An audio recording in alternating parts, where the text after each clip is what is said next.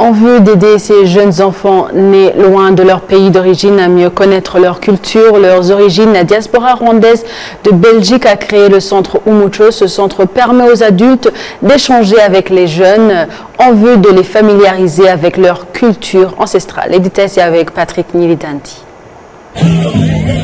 La diaspora rwandaise de Belgique a créé l'école dénommée Umuco. Traduisez la culture en vue d'aider les jeunes d'origine rwandaise nés en Belgique à se réapproprier leur histoire.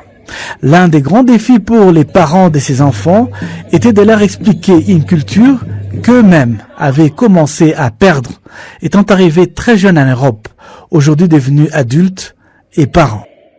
Ça a été vraiment un parcours pour faire accepter nos enfants. Ici, je suis venu justement avec mon fils aîné qui va avoir 18 ans. C'est pas une chose facile d'élever des enfants comment dire, de réussir à les expliquer une culture que nous-mêmes on a l'impression qu'on n'a plus. Parce que moi je suis arrivé en Belgique, j'avais 14 ans et maintenant j'ai 45 ans. Et quand mes enfants ont commencé à grandir, à me poser des questions, je me suis rendu compte que même moi-même, je commence à oublier ma culture. Les créateurs de cette école Umuco estiment que depuis sa création, les enfants belges d'origine rwandaise sont beaucoup plus épanouis. Les enfants acceptent le fait d'être belges tout en étant rwandais d'origine. Mes enfants, ils ont été épanouis. J'ai une fille aussi de 9 ans qui maintenant est très fière d'être rwandais, belgo-rwandais. Elle se sent belge, mais elle connaît ses origines rwandaises. On a été au Rwanda, ils ont visité le pays, ils ont vu la culture. On essaie un peu de les apprendre la langue, même si c'est pas évident parce qu'on se rencontre tous les 15 jours.